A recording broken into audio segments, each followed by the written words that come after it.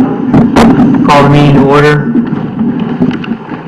This is the March 7, 2017 meeting of the Town Planning and Zoning Commission for the Town of Fairfield. First item on our agenda are meeting minutes from February 28, 2017. May I have a motion? Make a motion to approve. Motion to approve by Commissioner McAleese.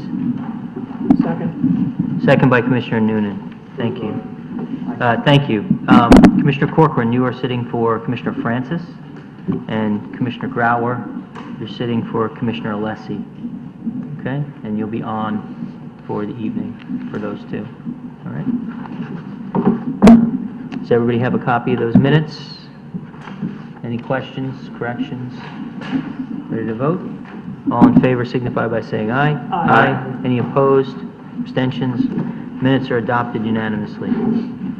Next item is appointment of planning director to fill a position vacated due to planned retirement. Can I have a motion? Mr. Chairman, I make a motion to approve Jim Wendt as the planning director. I'd like to second that motion if I could, Mr. Chair. Motion to appoint Mr. Wendt by Commissioner McAleese and seconded by Commissioner Kennelly. Any words? Mine will be simple. I think I probably, am I the newest? No, I guess I'm not the newest. Not But but with what little interaction I've had with Jim and with Joe both, it's been terrific. And Dolores. It's been great. The staff is very supportive of our concerns and our efforts, and I wish you all luck in the future. Commissioner Kennelly? Thanks very much, Mr. Chairman. I've had the opportunity to work with Jim Wendt for 10 years. He's a terrific public servant. He's an individual who brings not just a planner's understanding to block and lot and the kind of technical aspects of the job. He understands the challenges we face as publicly elected commissioners to try to kind of meld the planning and the political to come up with solutions that we think are the best for Fairfield, but also ones that are, they're acceptable to the public. So I think, in those 10 years, I've seen an individual as our deputy planning director. He's obviously served longer than my tenure on this commission of 10 years, who, really does a superb job of supporting us. It isn't easy to accept the kind of aggressive and energetic leadership that, for example, you've asked of this, to be supported. That is on issues related to changes in the code and real efforts to engage the public. Those kinds of things have never been discouraged. In fact, they've been encouraged by, of course, by Joe, and but we'll have nice words about you, Joe, down the line, I'm sure. But encouraged very much by Jim in the work that needed to be done for us. I think everyone who's had the opportunity to ask questions of staff, who's had issues, who wanted things laid out, oftentimes, matters of law and regulation that maybe we should have known, but they're always willing again to kind of explain it for us, because obviously they do the work every day and live it. So, I strongly endorse the nomination, and I think that that Jim is going to be an excellent choice as a planning director. Excellent. Thank you. Commissioner Noonan? Yeah, I did a little research. I don't think there's any motions or filibusters we can do to prevent Joe from retiring. Joe leaves behind big shoes to fill, and I echo my colleagues' sentiments that Jim is up to the task, and we look forward to moving forward with him. Excellent. Thank you. Mr. Barrett? Yeah, I've worked with Jim for quite a while. I have a lot of great things to say about Joe, Dolores, and Matt here as well tonight too. But just focusing on Jim, one thing that I do know that in my time here is that whenever I had a question for Jim, I always got an answer, even if something was unclear. Even if I asked it wrong, he just went, out of the way to do it. And I find that with the public too. A lot of times, if I refer the public to staff with a question, it may not be something I know. I've always gotten the feedback I've gotten. He's helpful, so he's really a treasure for the town to have such a dedicated, person working on staff, and again, helpful, always helpful, and I don't, hopefully you've all found the same with him. But I've learned a lot, and I think he'll do great as planning director. Thanks. Just real briefly, I'd just like to first say, needless to say, it's been an honor and a privilege to serve this board and this town for 33 years. And it's been a pleasure coming into the office, and there's one main reason for that, and that's Jim Wendt. I mean, he's been a fantastic assistant director. And I don't know if, I don't know if anybody's ever seen my door. On my door, there's a birthday card there. It's got a picture of Mr. Spock. Now, if anybody follows Star Trek, that was given to me by my son when he was 3 years old, who's 28 years old now. So he's been on that door for a while. But if you know that show at all, you have Captain Kirk, who is the commander, who's gets in a lot of trouble, and there's always a Mr. Spock that pulls him out, and Jim has been my Mr. Spock for as long as he's been on, and he's fantastic. I totally endorse the commission's recommendation. Thank you, thanks. Well, he's got the ears for it. I can't do that, I can't So, do it. yeah. So I actually prepared a few words, because it's a pretty big deal. We have a double-edged sword here tonight. We have to say goodbye to Joe, who served Fairfield for more than 33 years. But we do have an opportunity to express our appreciation for the fine work done by Jim Wendt by appointing him to become the director. Joe, you've had a long life in planning, mostly for Fairfield, and you've been a member of the Connecticut chapter of the American Planning Association since 1980. Think about that. That's before the internet. That's before cell phones. That's before. Good old days. Did they have faxes back then? Yeah, maybe. Not even Mimeograph. faxes. Mimeograph. He was regional planner for the Valley Regional Council of Government from 1980, before joining here. From 80 to 84, he was a town planner for the town of Oxford, Connecticut. And then he was hired here in 1984. You have helped us on TPZ and the Zoning Board of Appeals and the Parking Authority. And, you've got a lot of legacies. And so Jim and I were talking about this, and I think that one of your crowning legacies is the Commerce Drive Overlay District. Many, many years and hard work and coordination with, funding for the consultants and the experts and everything. And now, just thinking it through, it's just so incredible that you not only saw that through to the update in the POCD, but you've now been able to see the first project come in and get approved, and it's now being built. And, it's a really beautiful addition to the town, and it's really changing the landscape down in that area. And, only great things are going to come from that. So that's a terrific legacy for you, and you will be missed. But we are really all obviously very pleased to support our Assistant Planning Director, Jim Wendt, to assume your role. You've provided guidance to the Planning and Zoning Commission and the ZBA for more than 25 years. So, what we're all trying to say here is that Jim's got the experience to take this up and to continue to lead the ship. You were a key staff member to a 16-member citizen ad hoc committee charged with the most recent comprehensive rewrite of the town's POCD, and you were also heavily involved with Commerce Drive. But you've also been doing a fantastic job administering 65 post-Sandy hazard mitigation grants to assist individuals in raising their homes above flood elevation. And you were asked by the First Selectman to oversee the town's recent application and acceptance into FEMA's community rating system that qualifies our residents for discounted flood insurance programs. So not only is he working on the inside and he's helping us and he's doing great things, but he's being recognized by, our highest official, the First Selectman, and he's helping our residents with, getting rebates and lower insurance premiums and keeping us all up to date and compliant with the code. You've got the education, master's degree in urban and regional planning, bachelor's in geography and urban studies from UConn. And if that's not all enough, you're a former board chairman of Leadership for Greater Bridgeport, which was an affiliate to the Bridgeport Regional Business Council, and you're the current chairman of the Town of Monroe Zoning Board of Appeals, where you've served for more than 20 years. And I did not know that. I did not know that. And I don't think many of you, or any of us, knew that before I started doing a little homework on your background to fill this role. So think about that. He's got this day job, and he also does our job in another town as chairman of a board just like this.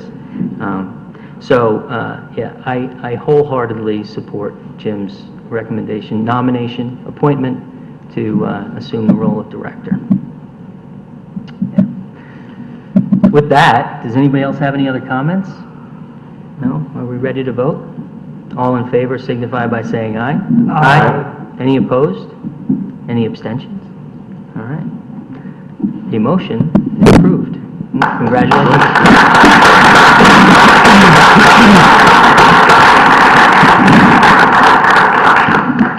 If I may, Mr. Chairman. Yes, please, of course. Thank you very much for the kind words.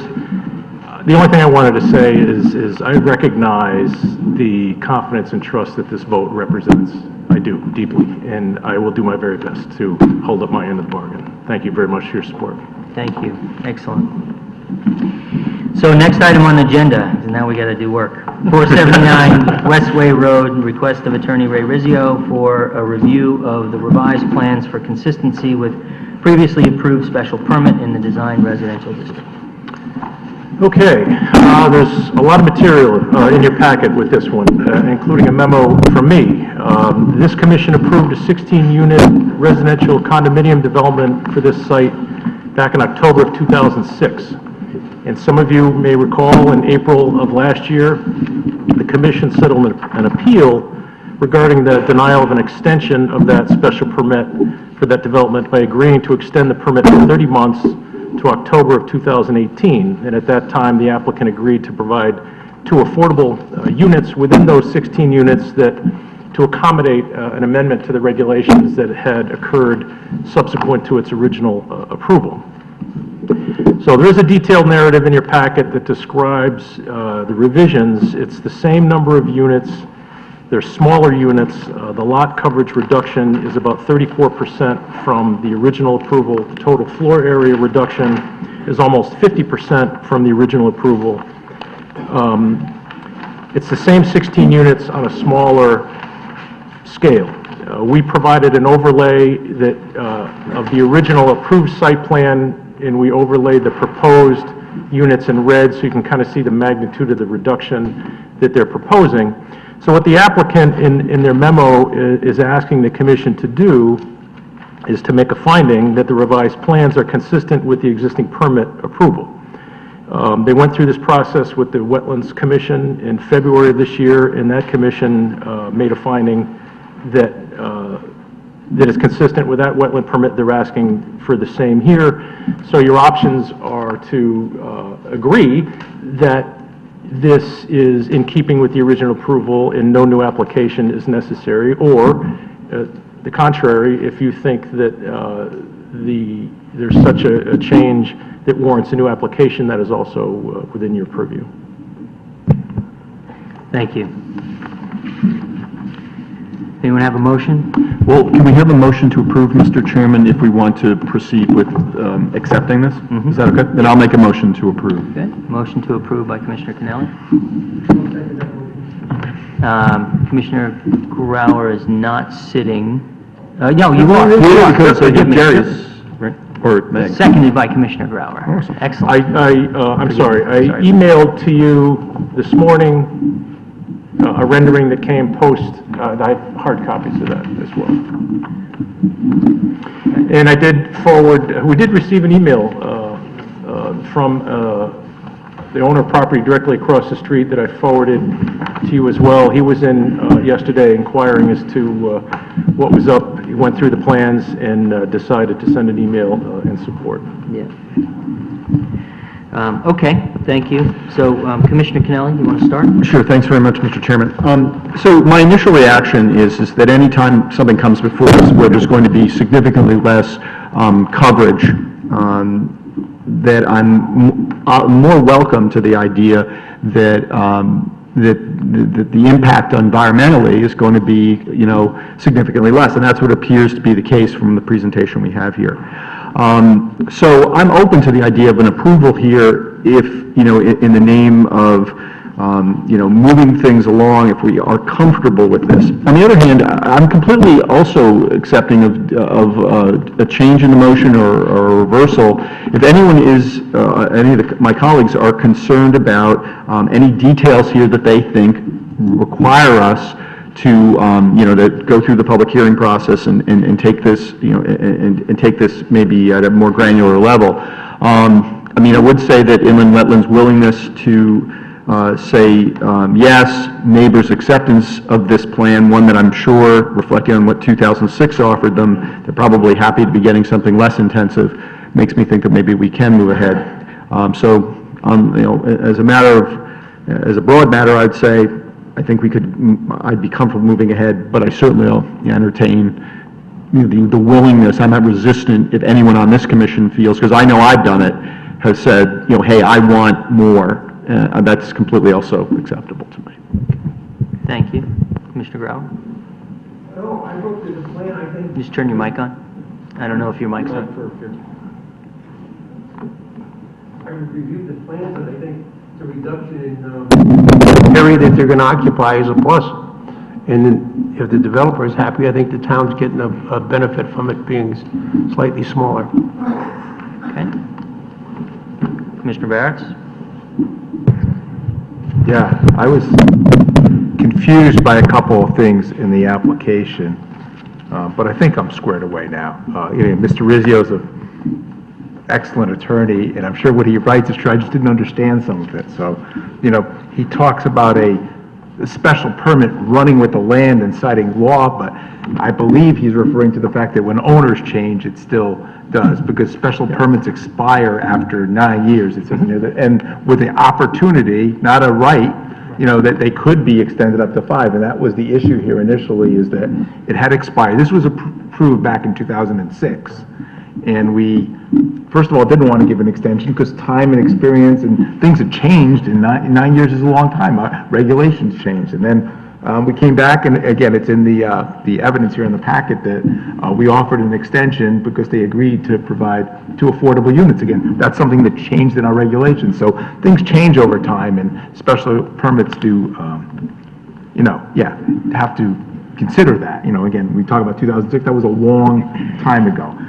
That's my only, I don't, the way this is presented, I don't think I have too much of an issue with it, because again, it's less coverage, and it's a previously approved plan. I just, some of the things I get a little nervous about, this is a new application. If this was a new special permit application, if we were all hearing this for the first time, think about all the evidence that we'd want to see. We'd want to see a current traffic report. If somebody showed us a report from a few years ago, we'd say, what's that? We'd want to see current sight lines. We'd want to see building materials. They'd be passing around. We'd have a pretty extensive public hearing on a 16-unit residential development there. But here, I think what they're asking isn't, really, we still do have a plan with like little red marks around where the buildings were. It's not exactly, the evidence we would normally require to approve a special permit. But again, they're just asking us to determine if it's consistent, and I believe if it's a similar, building with a... So I would agree that the comments about running with the land and the law that was cited in the letter was a bit confusing, because it was not clear that he was making that argument with respect to the ownership change, but that is the only relevance to that, and nobody argues, nobody's arguing with that. Okay. All right? The red markings were staff trying to show us the difference, but I believe that the big plans that we have are fully engineered Yeah, I was, to the new design. that's correct. The red plan is our doing. They have a fully engineered site plan that we thought it would be easier to overlay the two so you could compare them. But within the packet, there is a fully engineered site plan of that red site plan. We just overlaid it just to give you a quick. To me, the issue is whether the revision is substantial, whether it's an increase in density or a decrease in density or impact, et cetera. And, Commissioner Kennelly, you mentioned the wetlands decision, and that was something I went to as well, because, you might infer from their determination that it's within the scope of the project and not a substantial change, and that's why they continued the approval. But they don't actually say that. They say that the magnitude of the project was substantially reduced, which decreased disturbance, and therefore it's consistent with the existing wetlands. So they actually looked at the data. Right. And said, well, if your limits, because they look at different things, right? They have a different analysis. If the limit was 20, and we approved you at 20, and now you're coming back and you say you want to do it at 18, that's within the limit, and so therefore we don't have to look at it again. But here it's a little bit different. I mean, I understand that there's a lot of expense that they would have to go through in order to bring this back. Like you say, new traffic studies, and all the rest of it. It's also delay. But, I mean, I don't know, I'm on the fence. This is a pretty substantial revision to this plan. And that's why I'm very comfortable, Mr. Chairman, in either altering or withdrawing my motion. We could do a denial, or I'm fine with that. I think anyone who has concerns, and as you talk about it, you're right, we would be handing around samples of the external materials. We would be doing things like that. My interest was only the idea that, on the biggest point that you point out, which is that the massing here is significantly reduced. But I'm certainly welcome, if you want to go ahead and add it to the agenda for a public hearing. Other comments? I mean, do you guys have anything you want to jump in here with? Commissioner Corcoran? Have these new plans been through a staff review? I mean, do they meet height limits and so on? I noticed there's a fourth story on these buildings. They do, that's just a dormer attic, that's not occupied space. The midpoint of the roof is well within the height requirement. It's roughly a foot less than what the other buildings were. Substantially, from a height perspective, it's not substantially different from the previous plan. The substantial difference is the size of the individual units themselves. Those were very, very large, 3,500 square foot plus units in the original proposal. That is really the biggest magnitude of change, is the size of the individual units themselves. I just thought of something.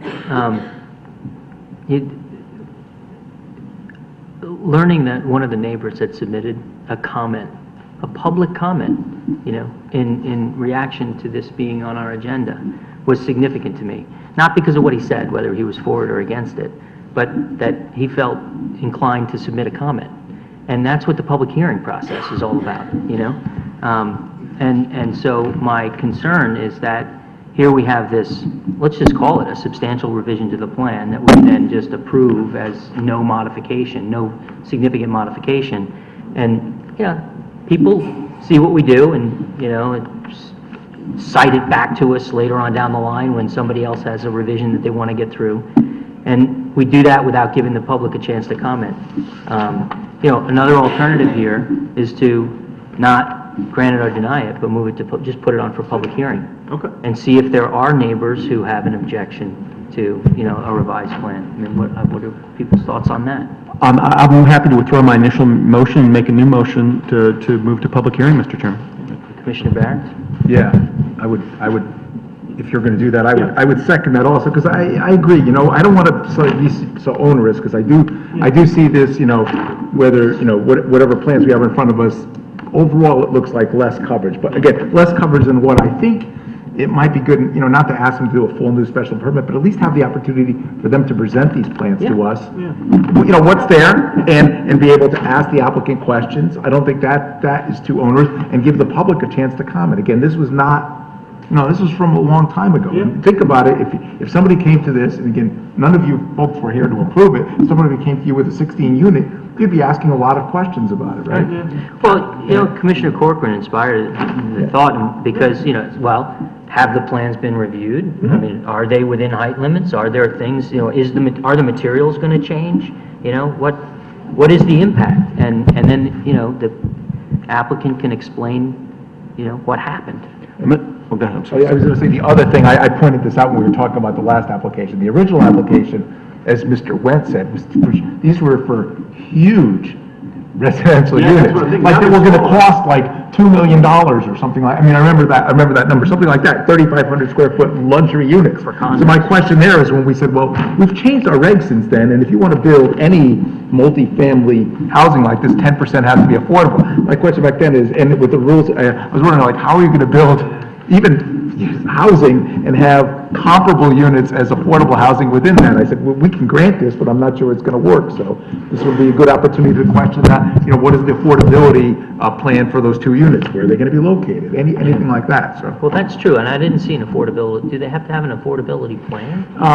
The affordability plan was, I don't have an actual copy of it, but it was supposed to be part of the stipulation that went in, but that's, I'm confident that can be worked out. It was part of the stipulation. Right. But I don't recall seeing it, and I didn't see it in the packet. It's not. Right. You know, Mr. Chairman, I think in the name of efficiency and getting this discussion going, you know, the motion made sense just to see if we want to do this. It's clear, I am officially withdrawing my initial motion. Okay. I would like to make a new motion, which would to move this to public hearing. I think issues that were raised, things like the size of the units decreasing that you pointed out, what could that impact be in terms of impact on things like traffic and all the rest of that stuff that we want to look at? So that's my new motion, to move it to public hearing. All right, so the motion's been amended by Commissioner Kennelly. Commissioner Barrett, do you agree with that? I second it, yeah. Okay, Commissioner Barrett agrees. Any other comments? I mean, the only question I had was, is this going to be a new application that they're coming in on, or is this going to be just? We are this it was filed as a request for approval of these revised plans consistent with the earlier approval under the auspices of not being a significant change to the previously approved plans. Okay. Okay? Would they Which be- we were doing in executive session. And so what the motion presently is to not act on that application and instead move it to public hearing. So it'll be the same application that we've got before us with these plans and everything, but we'll mark it on the next agenda for public hearing. It'll be an opportunity for the public, if there are comments, to submit emails and whatever, and, you know, presumably there'll be more support, if anybody comes out. And if they don't, then that tells us something too. But at least the applicant will be here to present, these are the materials, this is what it's going to look like, it's all within the regulations, et cetera. So that's the procedure. Would we be asking them for a full-blown traffic report, like a new application? No. Okay, No. that's fine. But you know, since Maybe it's been raised. maybe but they the- decide to do it or not, but, I mean, A valid question at that public hearing for the applicant will be, tell us why you don't think you need a new traffic report. And presumably he'll be able to answer Because my that only- question. my only thought is, what you're essentially asking the applicant to do is probably give a new application. At least make sure dot his i's, cross his t's by having a full application. Otherwise, he risks a question about traffic, and he says, well, you know, already have a permit pulled. I'm just more of just trying to see if there's a substantial change in it. So, you know, that's my only concern is while we're trying to, you know, be efficient, you know, we're putting the applicant in a position to have a new application put forth to at least make sure that he can address all the concerns that we raised at this time, which will probably be in line with what a new application is. But, you know, I don't think there's I'm not sure if there's any way around that, frankly, so. I mean, I think it's, but. If I may, Yeah, sure. that's a conclusion that you may ultimately reach after you've had a chance to have further dialogue with the applicant. You may, after the hearing that you're looking to have, you may have a better picture of what you're looking at to bring you to that conclusion, either that you're comfortable with it or you're not, or that you think at that point it rises to the level of a new application. Okay. Good? Yeah. Okay. Any other questions? Any other comments? Okay. So the motion on the table is to move it to public hearing. All in favor signify by saying aye. Aye. Any opposed? Abstentions? The item's moved to public hearing.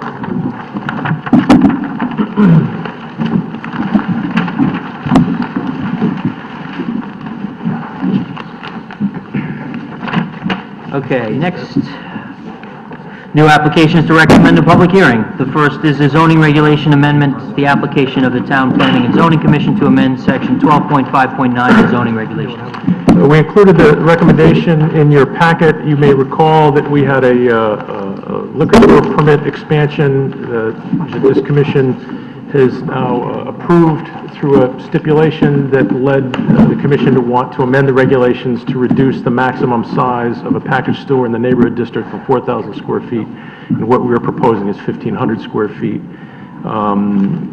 And we've referred this out to our regional planning agency. We've got a comment back, so we're ready to queue this up and get it going. Very good. Thank you. Motion to approve, to move to public hearing, Mr. Chairman. All right. Motion to move to public hearing by Commissioner Kennelly. Second. Second by Commissioner Noonan. Okay, but hearing's required. Any other comments? All in favor signify by saying aye. Aye. Any opposed? Abstentions? Items moved to public hearing unanimously.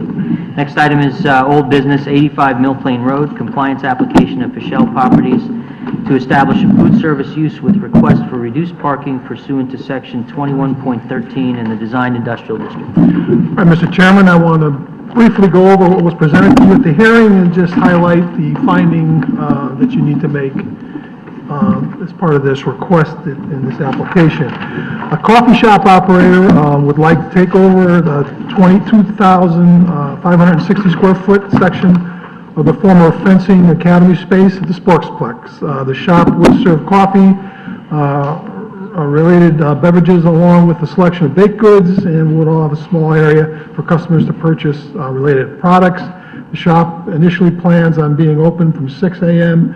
to 7 p.m. As for parking, for the 2,560 square foot area, the former fencing academy that the coffee shop is considering, 7 parking spaces is required under our regulations. With a patron area of 1,552 square feet, the coffee shop would require 40 parking spaces. The applicant believes that the shop will be most active in the mornings before other venues on their property are open, and that the shop is in large part will draw from visitors who are already in the complex for other purposes.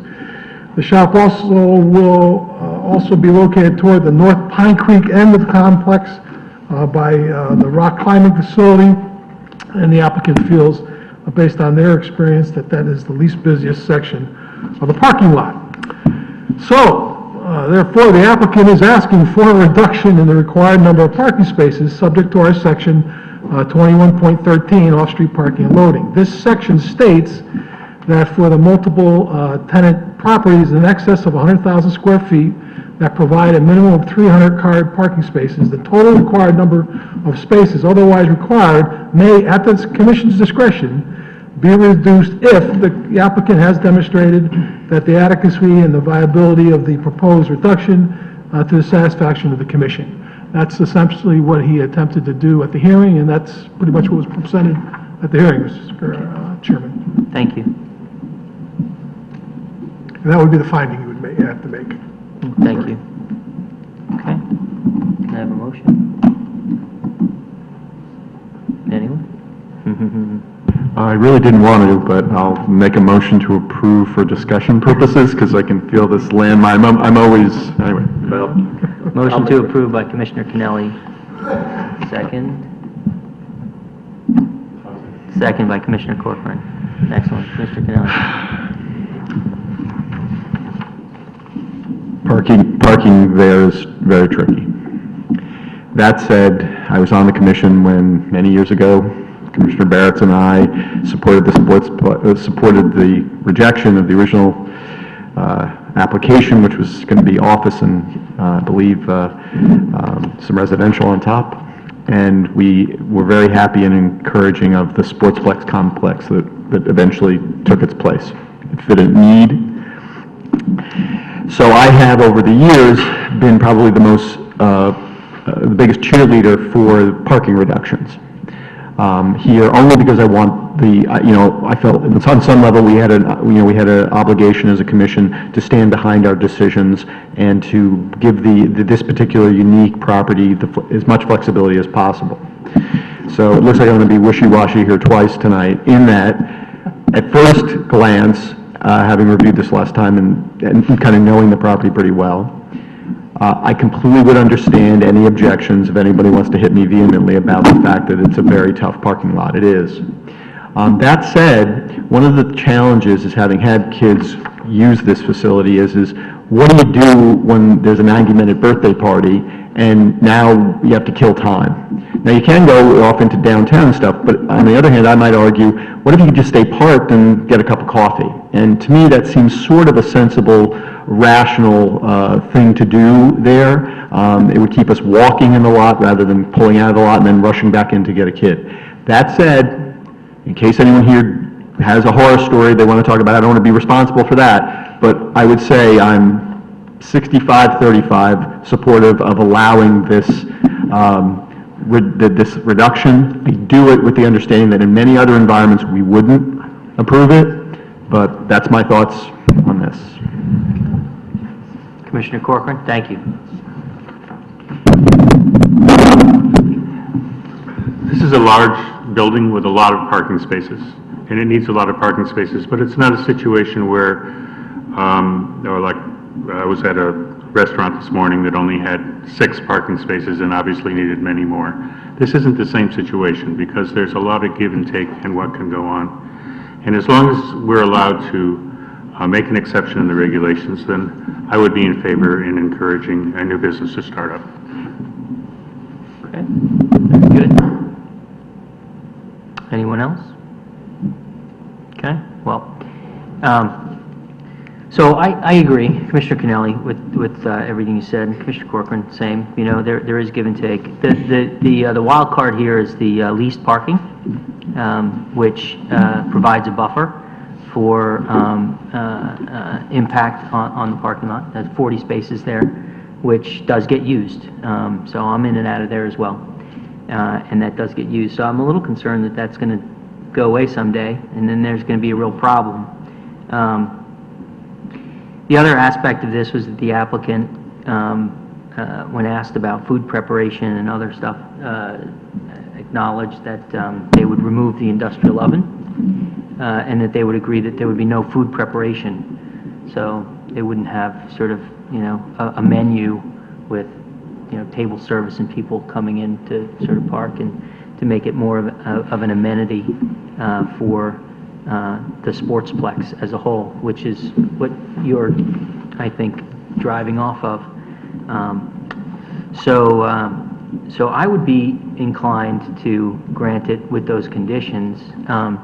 Question for staff: can we make a condition of approval on the continuation of the leased parking? I don't believe so, because that's a lease that's beyond your authority to control. That said, it's owned by the town, that piece, so I don't see a short-term need for the town to do anything there unless, for some reason, the recreation department that's there needs more parking, but if that's the case, those folks can also park there.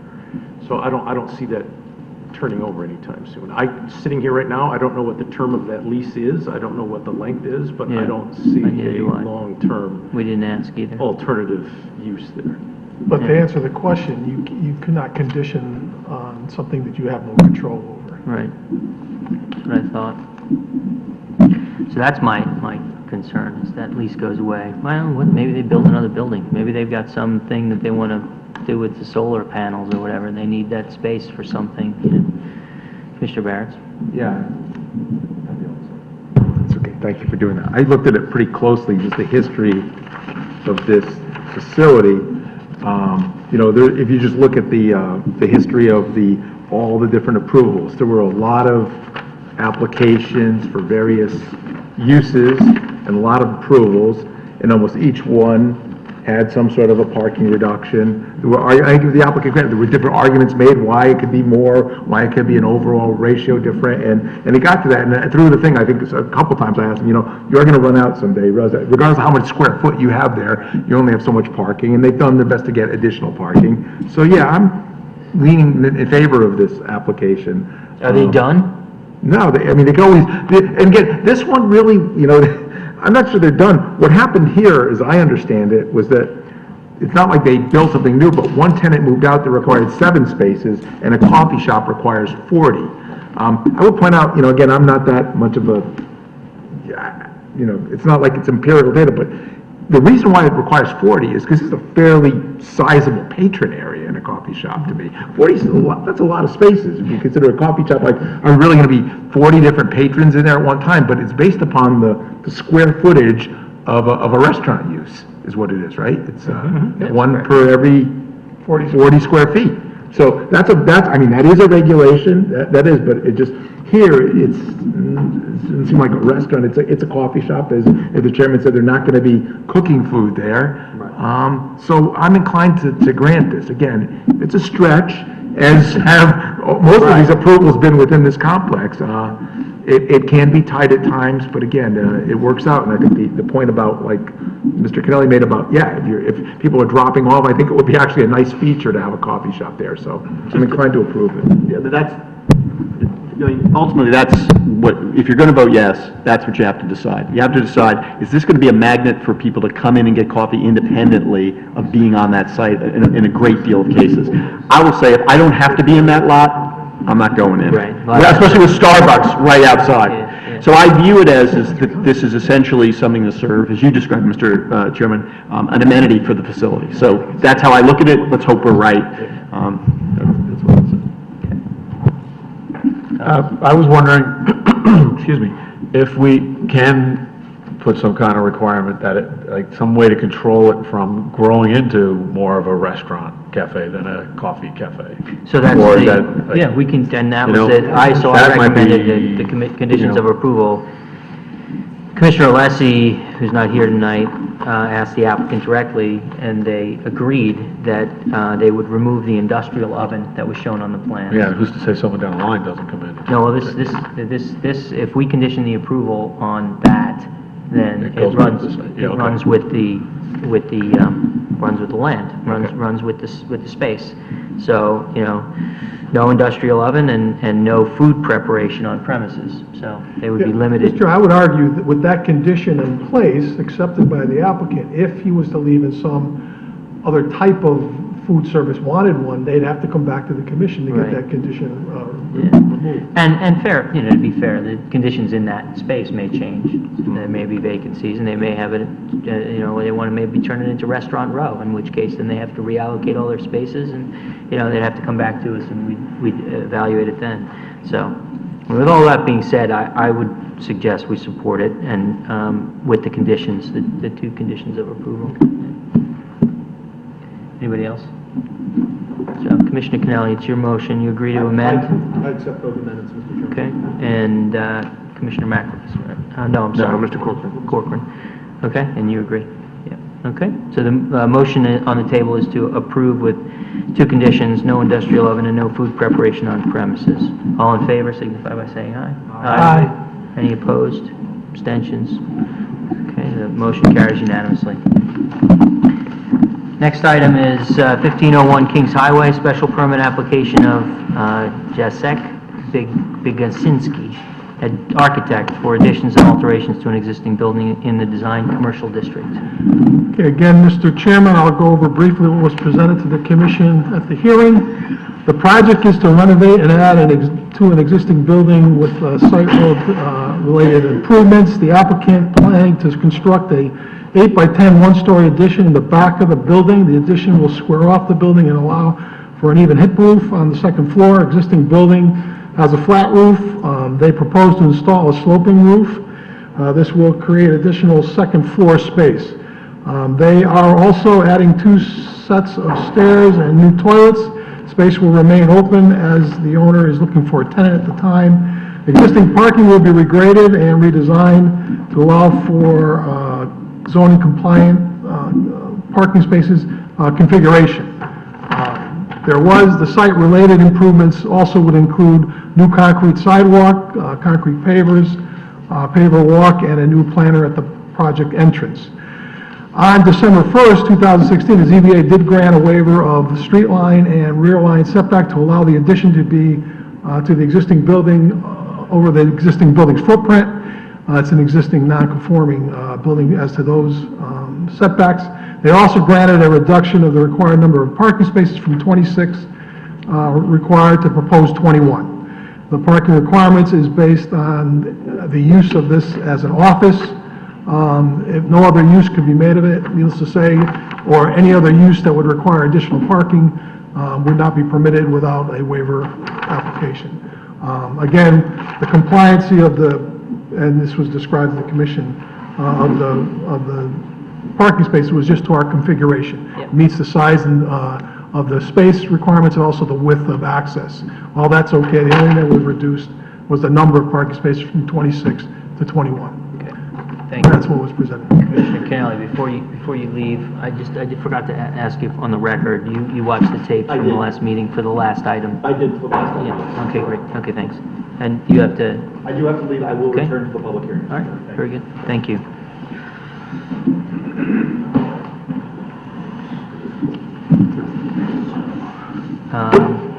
Commissioner Ford, you are now on for Commissioner Kennelly.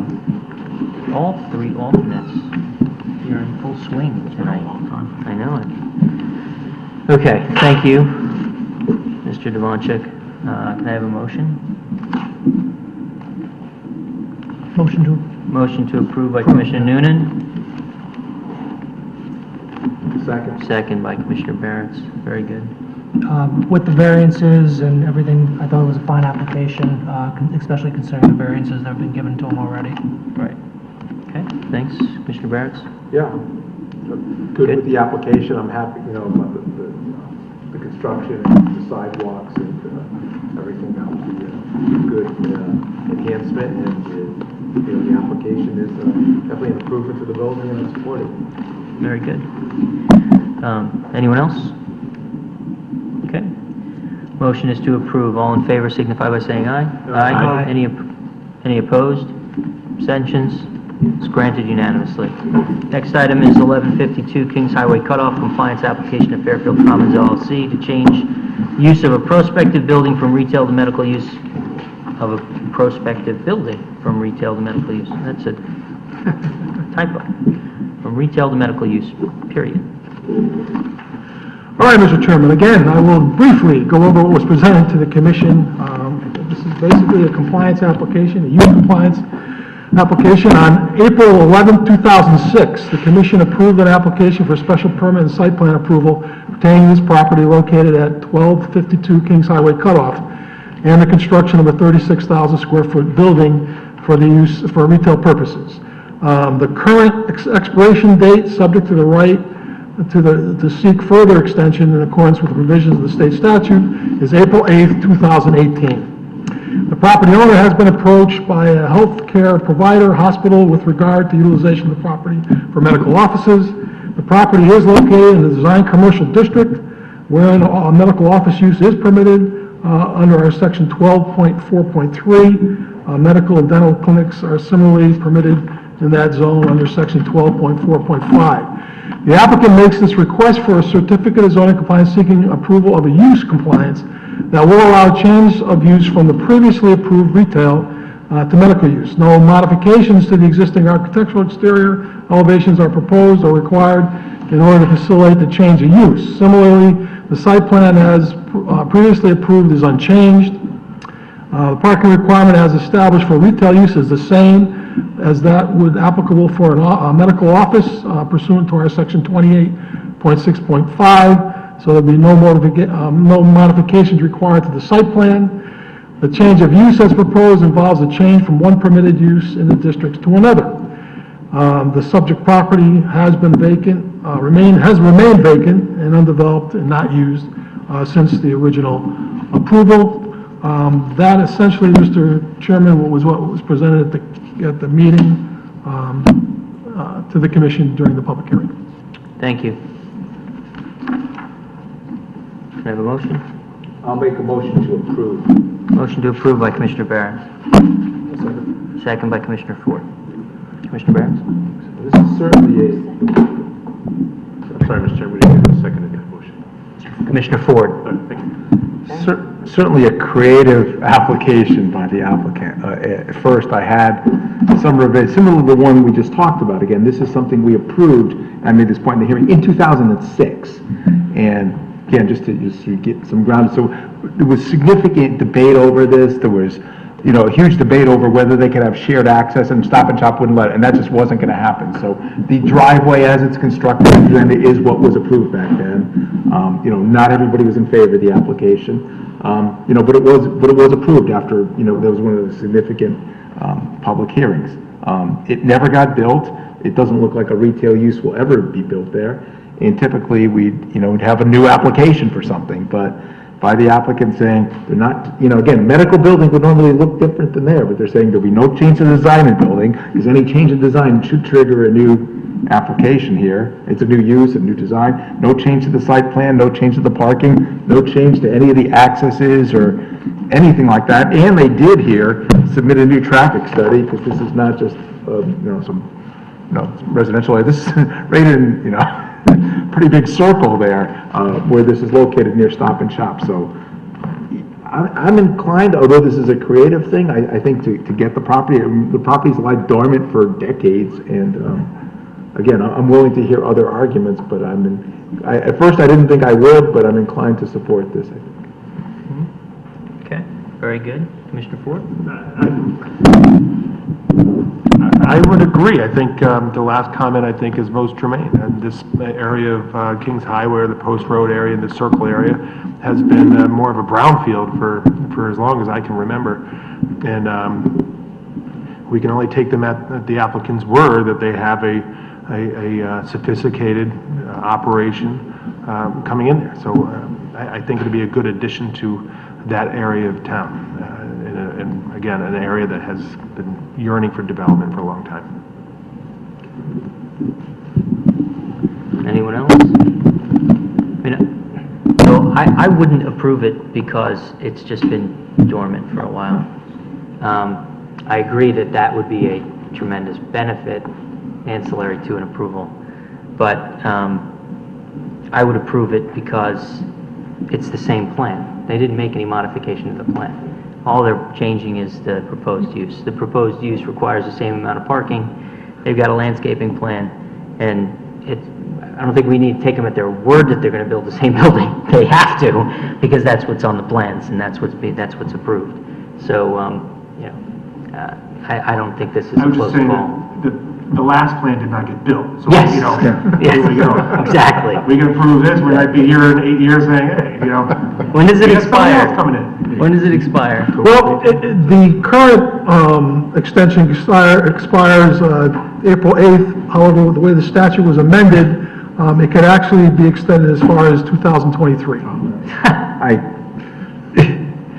But that would take an approval of the commission to extend it. Yeah, nice comment on it. That's a matter for another time, but I'll just point out too, again, as I pointed out in the hearing, see, this applicant was approved in 2006. It was approved. One of the conditions was somehow we were far-reaching back then, and we thought we could get them to take down the billboard there, because billboards are not permitted in Connecticut, but all the ones that are there get to stay as long as they want. Well, the billboard company, not the applicant, sued our decision, and it took like 3 years to decide it. So then they were prevented from actually starting the project there. So I would just say that this whole thing, all the evidence here was from 2006.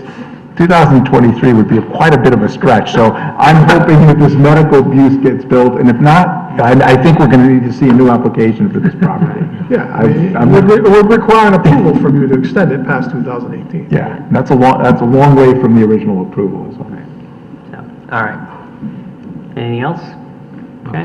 The motion is on the tables to approve. All in favor signify by saying aye. Aye. Any opposed? Abstentions? Okay. The motion is approved unanimously, or the application is approved unanimously. Next item is compliances, 1215 Post Road, compliance application of RK Brickwalk 1 LLC to establish a food service use in a portion of an existing building in the Center Design District. Okay, as it says, this is 1215 Post Road Brickwalk. This application, there was a retail store called Five Oceans that is left. They're looking to establish a retail coffee shop with a patron area. of 480 square feet. There is a very, very detailed and comprehensive matrix of the current state of affairs with respect to the parking and all the uses on the Brick Walk properties that we agree, and we've gone over this with the applicant and all the past approvals and agree with the numbers that are shown here. But one of the things you need to, that the applicant is proposing here, is you may recall that a couple of years ago, this commission approved a special permit to add 3 apartments above the Citibank building on a portion of the Brick Walk. They are proposing to abandon that approval as part of this requirement. They haven't built it. They don't plan to build it. They've done their cost analyses on that, and they have decided not to move forward with that. And as part of that approval, and as part of the parking calculations here, they're crediting, they're reallocating the 3 parking spaces that were established for that. So if you're inclined to approve this and/or the subsequent application on the agenda, the applicant would have to file on the land records a new notice abandoning their prior approval of those 3 units. But other than that, it's just a change from a retail store to a coffee shop. The parking works for the patron floor area, should they abandon those, the 3 spaces for that residential use that was previously approved. And we can make that a condition of approval. Yes. Yeah. Any merit to taking the 2 compliance applications together? I can certainly explain, you're going to need 2 different votes, but the second application is if there is an existing restaurant called Mecca Noodle Bar in the same building. There is another retail space adjacent to them that is vacating, and they are looking to expand their patron floor area into that adjacent residential space. In the same parking matrix applies to that, so there is sufficient parking subject to the abandonment of that prior residential approval. Very good, thank you. So the first item is to change the use, okay? Have a motion? I'll move to approve. Thank you. Motion to approve by Commissioner Barrett and second by Commissioner Ford. Thank you.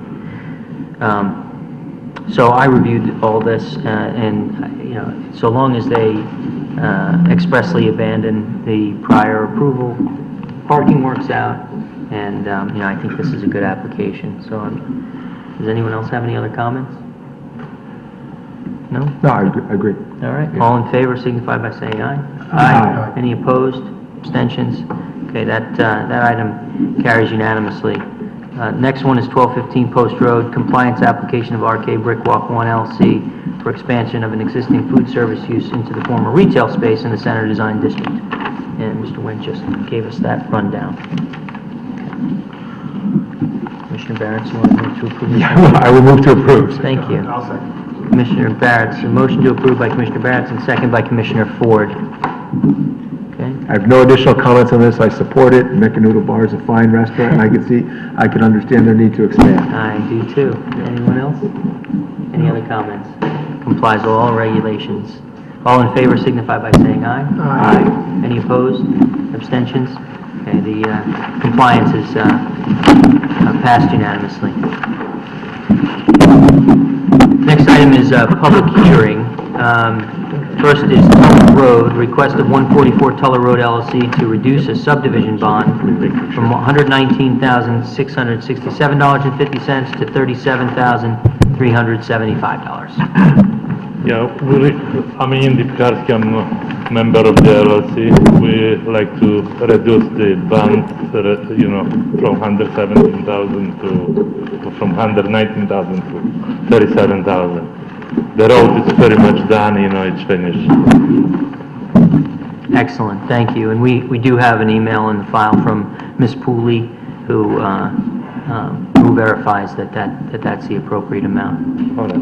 Thank you. Is there any member of the public that wishes to be heard on this? Yes, please, come up to the podium.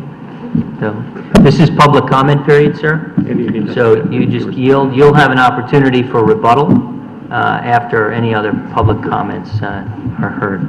Yes, just please state your name and address for the record. My name is Sue Olson, and I live at 11 Little Brook Road. I believe Dolores was here before, but I just wanted to say thanks because she took my phone call today to clear up a question. But I did want to express a concern amongst the Marion Road and Littlebrook Road neighbors in that I understand that certain procedures took place by the town, some type of inspections. I can't go into the depth that Dolores did, but I appreciated it. But 2 homes are completed, 1 is in progress, but there's a total of 6 homes going in there. That's what our understanding was when this all netted out. So it's less than 50% of the homes are completed in the subdivision plan, but the subdivision bond is being reduced, or it's being requested to be reduced by over 68%. I'm not claiming to know all the little, all the bazillion details that you guys know, but I'm just concerned that that puts us at risk to go from, over $100,000, was it $119,000 to $37,000 with less than 50% of the homes being completed. None of them are occupied, even the 2 that are completed.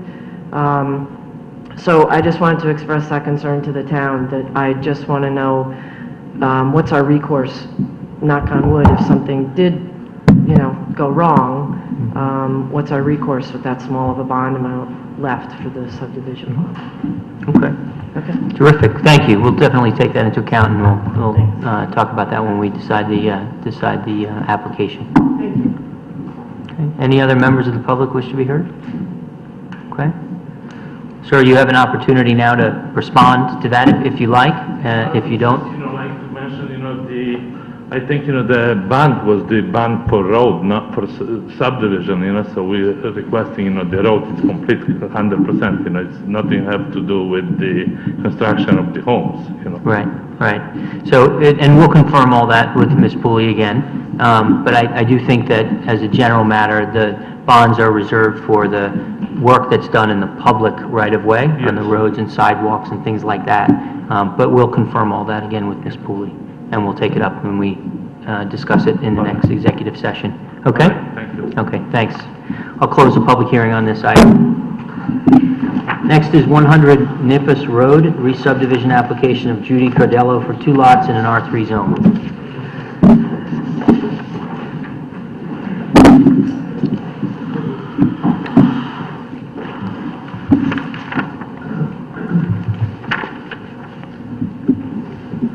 Good evening, my name is Dave LaPierre. I'm here presenting on behalf of Judy Cardello and the re-subdivision of 100 Naples. The property, as you can see on this map here, consists of a 1-acre piece of property today that we would like to split into 2 compliant lots. Each half-acre lots, both previously independent lots, were joined together because of a lack of the potential area for a septic system back in 1952. We have a record of that information that I'll distribute to you. There's now sewer available in the road, which negates that fact. There's also a water available, a lateral existing in the road. So the intention was that this property would be its own property. The Lake Hills Association has reviewed the application as well and has no objection to the subdivision. The 2 lots, like I said, are both compliant. We're not requesting any variances for either one of the lots. We did speak with Chris Rogers to confirm that there is a sewer lateral.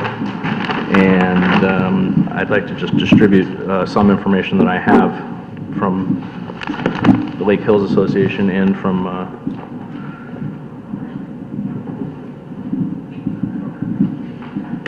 also have with me here our engineer if there are any questions about site drainage.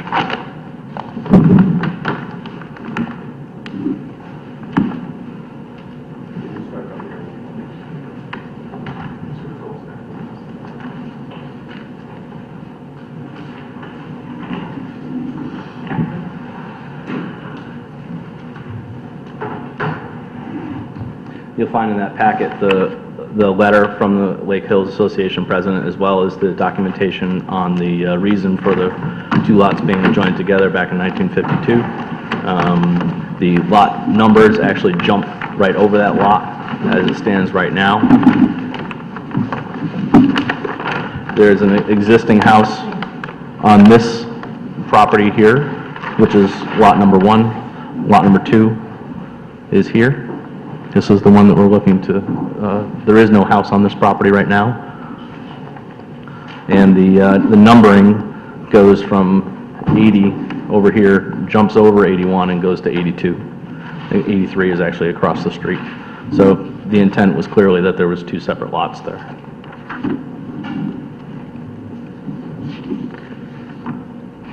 So the existing house is to stay? That's correct.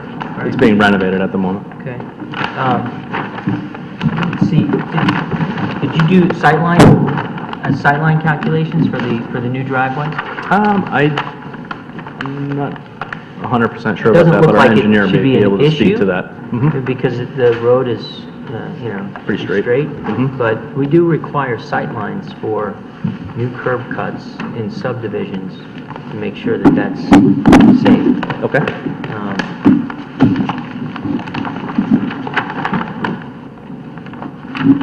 I mean, it's right next to the existing driveway, so I can't imagine that, I mean, it's gonna be, I don't wanna presuppose, but you gotta do the calculation. Understood. You have a question? Yeah, I believe there is an error in the zoning grid, just where it says minimum lot frontage, it says 20.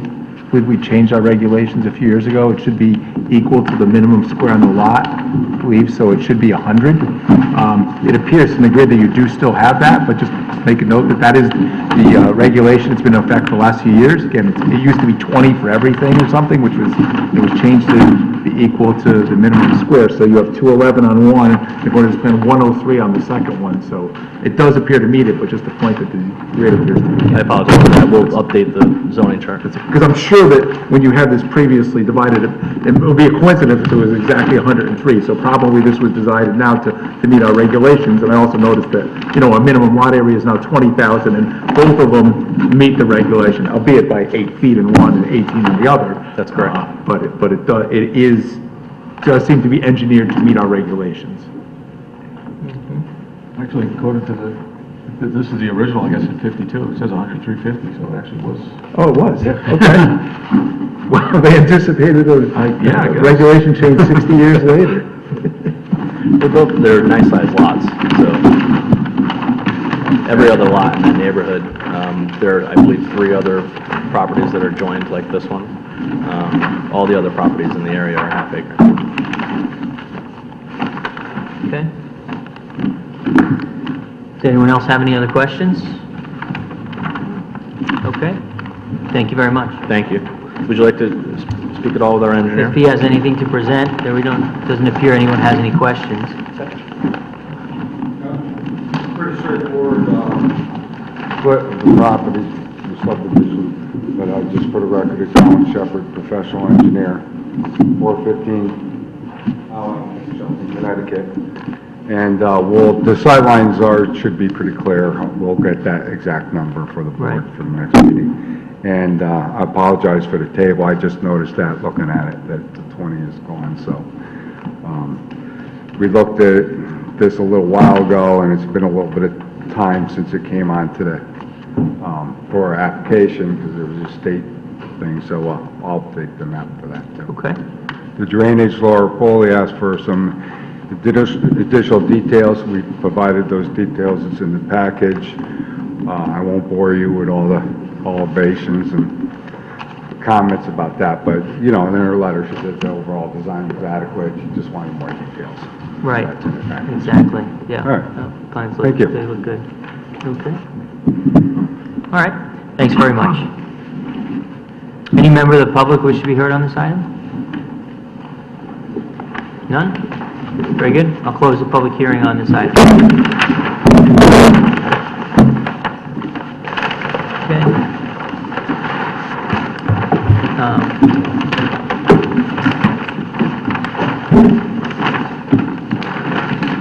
So I have a question, I have a question for staff, so I just need to adjourn for 2 minutes, okay?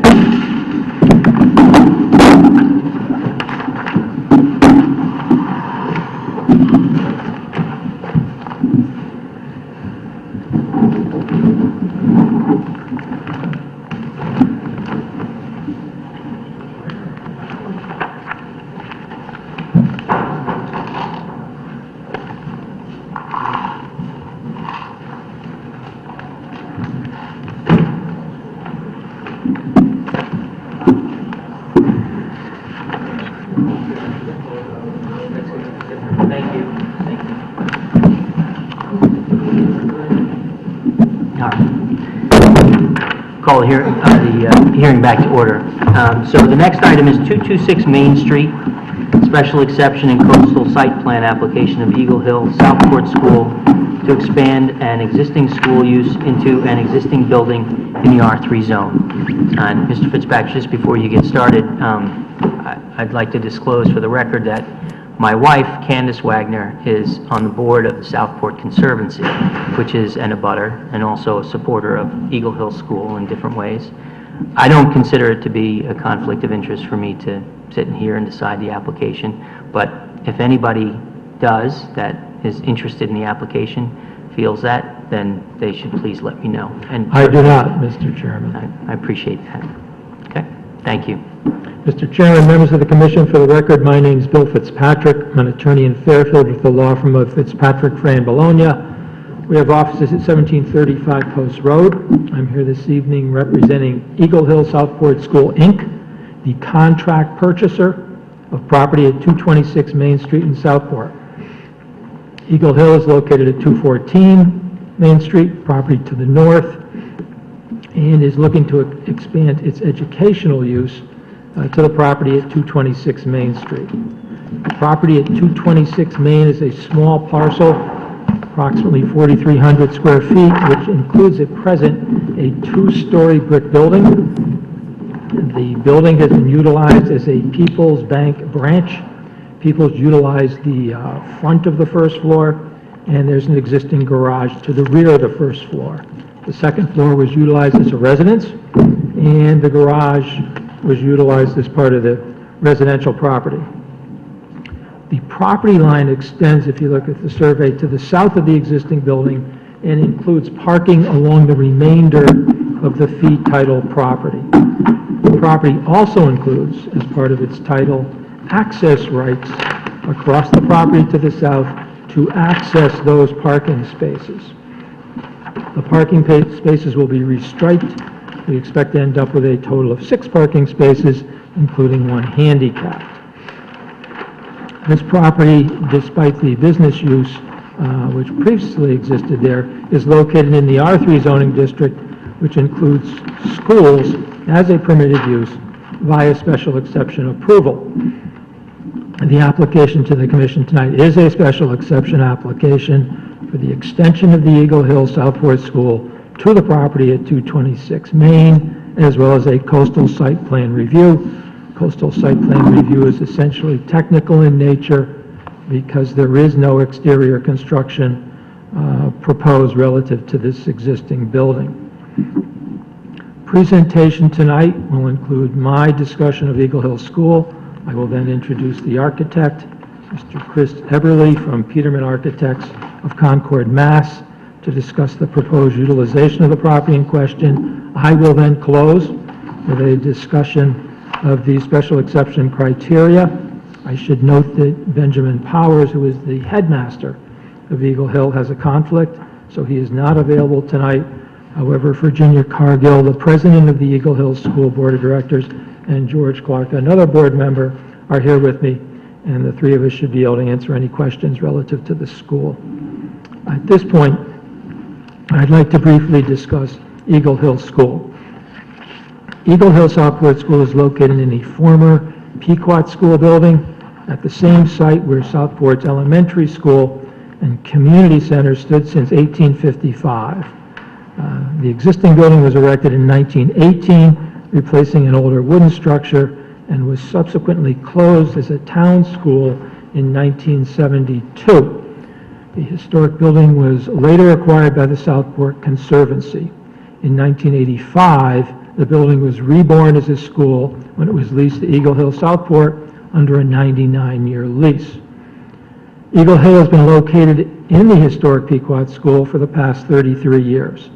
The school is unique in its approach to serve the needs of students in grades K through 8 who are struggling with learning disabilities such as dyslexia and ADHD. The school has been investigating opportunities to enhance their program and curriculum and provide more space for its students. The current building provides approximately 17,000 square feet of usable space, most of which is used as classroom or office space. There is very little space available for student gatherings or specialized activities such as music. The Eagle Hill School looks to the bank building at 226 Main as an ideal opportunity to provide much-needed space to grow the school's unique program. The approximately 3,650 square feet the bank building offers would permit the school to create its first dedicated music room and establish a much larger space for the creative arts than the small room utilized in the existing building. In addition, administrative space can be expanded, which will accommodate two existing offices and personnel, specifically the admissions and fundraising offices, and the transfer of those administrative offices to the bank building will in turn open up more student-centered space in the main building. It should be emphasized that the school is not considering any increase in enrollment or staffing as a result of this acquisition. Rather, the acquisition affords the school an opportunity to improve their overall program and create better opportunities for their students.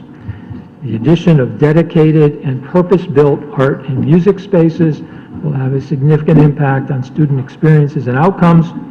Further, the extra space the school recoups in its main school building will permit the enhancement of learning spaces for the students as well.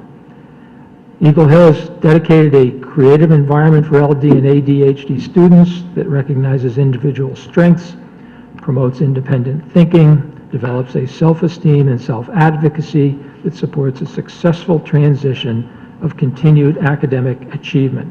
The students are aged 6 through 15 with a school population for this academic year that is 70% boys, 30% girls.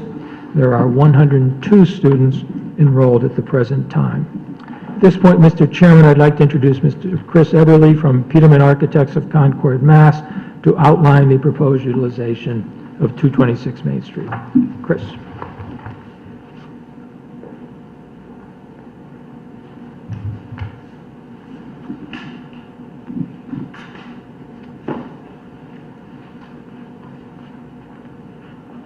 Just wanted to, excuse me, thank you for hearing us. I wanted to show you how well this site works into the mission of the Southport School. As you can see, it's bordered on two sides by the existing school building's property.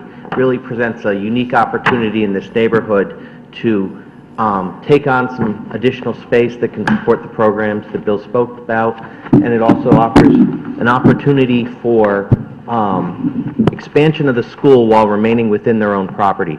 The existing school building currently houses art programs that would be able to be pulled out of that building and brought into the new building, as well as a dedicated music space that would serve the current student population and not grow the student population. That allows more multi-purpose use of the existing spaces because they don't need to be specialized for the needs of an art or a music program.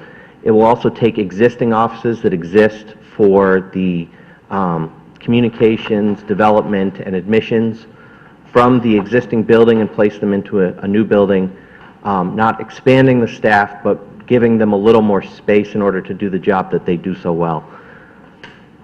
The additional parking spaces would be a net add to the overall spaces of the school.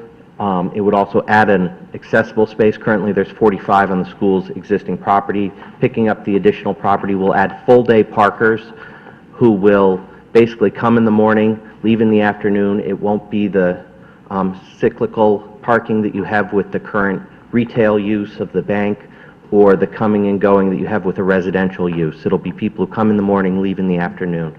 That's going to be less disruptive to the residences that serve or that are sharing the driveway in this neighboring parcel, and it's going to give you an opportunity to preserve it's also going to give you the opportunity to preserve the original bank building, which was built in 1865. It's really a gem of the neighborhood, and as part of this proposal, we would be preserving the existing building.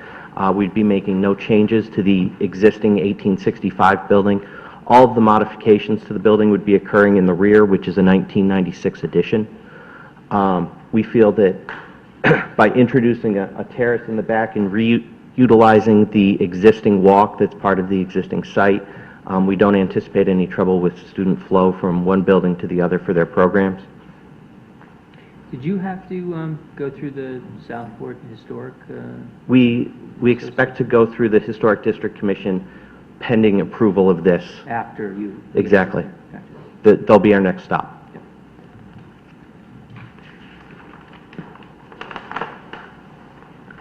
Here you can see the plan that we're proposing.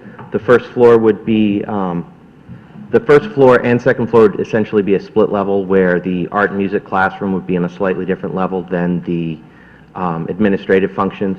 Administrative functions occur in the addition on the back. The historic portion of the building would be the music classroom on the first floor, art classroom above. We're introducing accessibility into the building so that all of the levels would be reachable, as well as accessible bathrooms so that the disabled students could be served by this space. We're altering the addition so that it will be a level entry on both sides so that the accessible parking could be utilized by the school building. There'd be a direct accessible route from the parking back to the school building.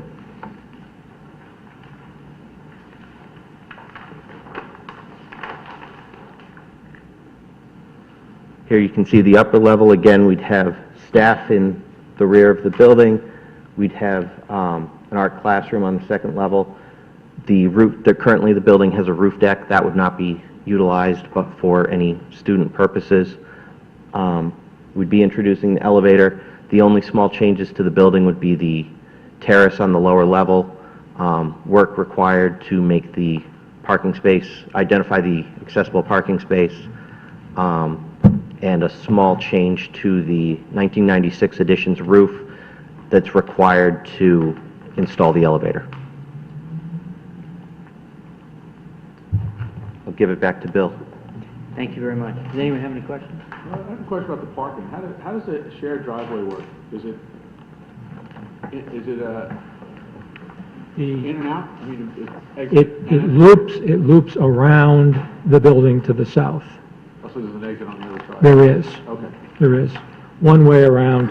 And the title to this piece includes access over the right to access over that property to both access the spaces and exit the property.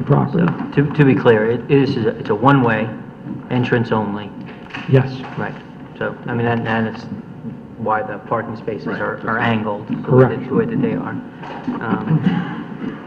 Thank you, Chris. Mr. Chairman, members of the commission, I'd now like to outline the relevant special exception criteria.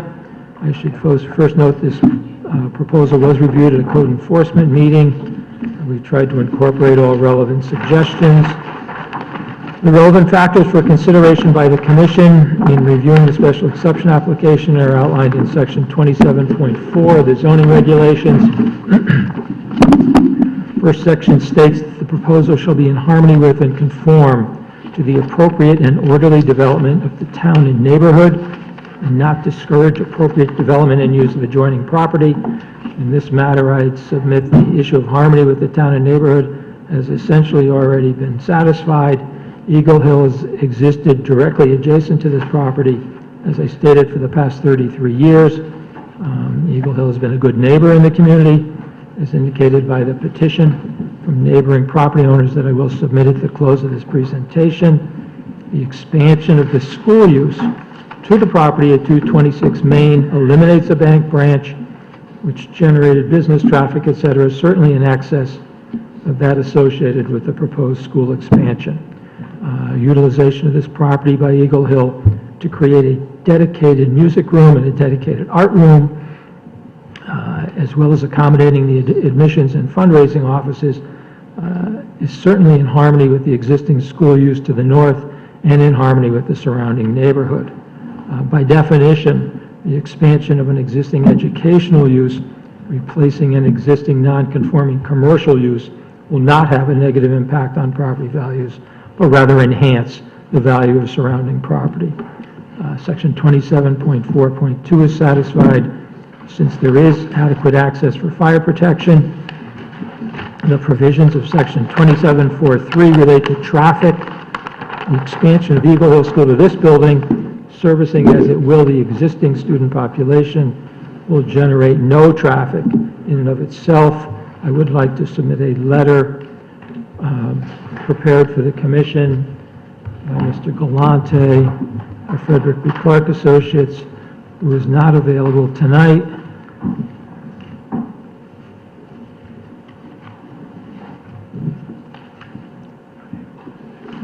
That should do it. Thank you.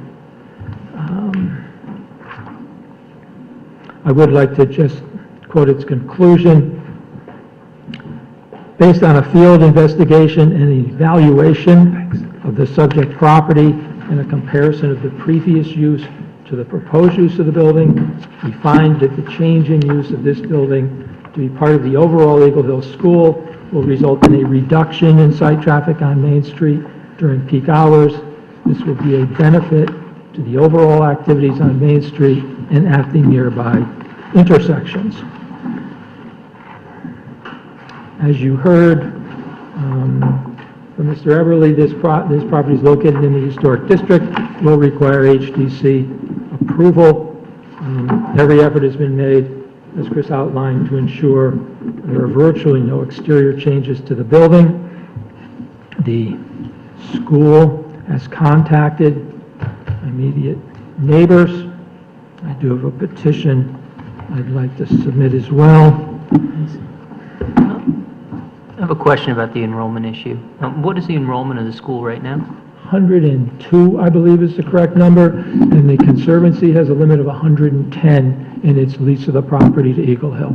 So there is a limit in the lease. There is. And that won't be affected by the expansion into the new school? No. Into the new building? Nope. Okay.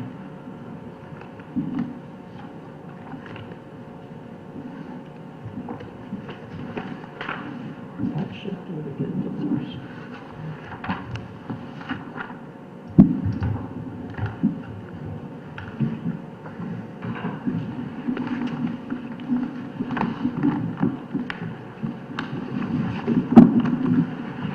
I'll wait for this to circulate. Thanks. While that's going around, I had another question about the notes, that the handicap space comment from the police department. The comment is that it doesn't look usable. Yeah, we're restriping that whole area and making it a usable handicap space. An ADA compliant. Absolutely. handicap space, right, and then the engineering department wanted an indication as to whether the ramp is ADA compliant. I assume that's the concrete area right in front of the ramp. Front of the. The ramp would be built in a way that it's fully compliant with a level entry. Right. Okay, thanks. And then, I didn't understand this one. Indicate distance on backing out on plans. That didn't make any sense to me either. I don't know, I read them as well in preparation for this, and I didn't attend that code. I don't know what that means. The fact of the matter is you have adequate backup area from those parking spaces. I'm not certain. Is that Gary Whitman's police comment? No, it's engineering. It's Laura Pooley. It's number 3. Maybe, I mean, so the street, this was your question as well, the right-of-way or the driveway is not clearly labeled on this plan as being a one-way, entrance only. And maybe she thought that the cars coming into parking would have to be backing out. Yeah, that could be. That is absolutely not the case. Right. It is clearly a one-way U around that that building to the south. I know that it is, but I don't remember whether there is any signage there which says entrance only. I don't think there is, Mr. Chairman, but it's pretty darn obvious when you look at it that you can't be backing up and Flip to coming that out. picture, wasn't there just a photo of the front? That'll show.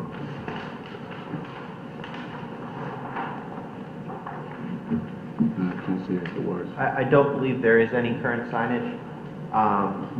Certainly with the construction of the new school use, there would need to be signage to direct students, and we would pursue that as a matter through the relevant town boards for any signage that would need to be added. Well, that would be us, for the access to the, Yeah, on the I would driveway. think of a one-way arrow, but then we're painting something on the adjoining property. I And don't we have know. the right to do so. Maybe just, Just a sign, Signage? yeah, just some entrance only, entrance only. something I like think that. that's very doable. Right? That would seem to make sense. Okay. If you look at what I just handed in, there's a neighbor listing on the first page, and the second page shows an assessor's map, which is colored up. If you look down at the corner of, down in the lower piece, you can see the cross, or the hatched piece is the property in question, 226 Main. The piece labeled Town of Fairfield, no longer the Town of Fairfield, that's the Conservancy property. That's the existing school. And the colored parcels are the various neighbors who have signed on the next two sheets, as well as sent this email. I should note that the piece to the north, the sizable piece, I guess it's 97, to the north of the existing school is not colored in, but that's a condominium with several owners. Some of those owners, one of those owners I know wrote an email to the commission separately, but we did not color it in since we did not have every single one of the owners in favor. But this is, in the scheme of things, a relatively strong indication of support in the neighborhood. Mr. Chairman, to conclude, I believe this application complies with all the relevant zoning criteria. I think the record reflects this as a positive use in our community, and the opportunity to expand to an adjoining parcel and permit the school to better serve their existing student population would be a positive for the community, especially considering the fact that an existing commercial use is being replaced. If I might just, personal note, I was waiting in Bridgeport with a client to meet the zoning director in Bridgeport on a marina. And while we're waiting, he said, "What are you working on?" I said, "I'm doing Save the Children in Westport. I'm doing Eagle Hill in Southport." He said, "Eagle Hill," he said, "you know, a friend of mine, I met his son the other day, and the boy looked me in the eye, shook my hand, we had a real conversation, and as soon as he left, I said to his dad, 'What happened to Charlie?' I said, 'He's never looked me in the eye before.'" He said, "Ted, that's Eagle Hill." He said, "I put him in there, and it's just turned him around. He's a different boy." And my client looks at me and says, "I'm going to be looking for them in the fall myself." So I think they do wonderful work, and there's a unsolicited example. Mr. Everly and I, as well as Virginia Cargill, who's neighbor and president of the board, and George Clark, also a neighboring property owner and member of the board, we will be happy to answer any questions the commission may have. Thank you for your time and attention. Thank you very much. Quick question. Anyone have any questions? Yeah? Attorney Fitzpatrick? Will the students be going back and forth between buildings throughout the year? There's a sidewalk. There is a sidewalk. There is. You cut right to the chase. Thank you. Yep. Okay, any other questions? Attorney White? Sorry, thank you. I'm looking at the neighbor listing and petition, and I'm just trying to understand it. I think this is a terrific project, I can tell you right now. I think this is fantastic, but I don't understand the color coding because the numbers are different on the survey. They say 85, 96, 98, 102, 100, and the My crack numbers. staff prepared this, Commissioner. and who is also my wife. Oh, So sorry. there can be no criticism. Those are the parcel numbers? No Oh, I'm criticism. sorry, I got it now. Those are parcel, not a street. Those are, Okay. yeah, those are apartments, It's a tax. Never mind. in the same building. Excellent. Anyone else have any questions of the applicant? Okay. Are there any members of the public that wish to be heard on this? Yes. Come on up. How are you?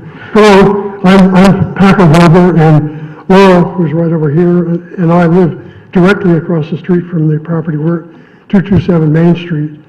In fact, I was a student, and maybe I should say pupil, when it was Pequot School 75 years ago, so I really do know this property.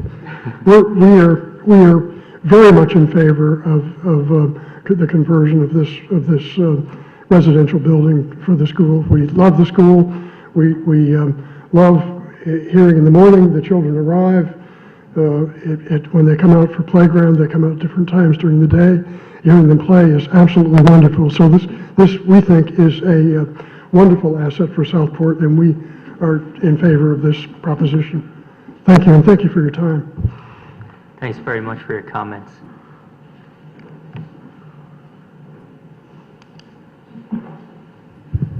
I'm Nani Wheeler, and I live at 28 Center Street, and my property backs up, is direct to the parking lot for, the back of it to the parking lot for the school, which is really not a parking lot. They use it as a play area more than a parking lot. I have lived next to the school for over 20 years, and we've been wonderful neighbors, wonderful friends. And I guess the best thing I can do is tell you a story about the school. My kitchen window looks out over the school. So on the first day of school, I see the new students arriving. Many of them arrive not wanting to be at that school. They don't know any of the kids. They don't know what's going to happen. They know that they're going to a different school. And they come in sort of with their heads down, and they look around, and they're shy, and they're uncomfortable. 6 weeks later, these same kids I see coming into the school, heads up, happy. They have achieved the first success that they have seen in school with the one-on-one performance of the teachers to the students, and it is exhilarating to see. We love the school. We're all in favor of it, the neighborhood. My property is 20 feet from the back of the new piece. I mean, their school is, they're here and I'm here. There's just 20 feet in between. So I heartily approve this and hope it goes through. Thank you very much.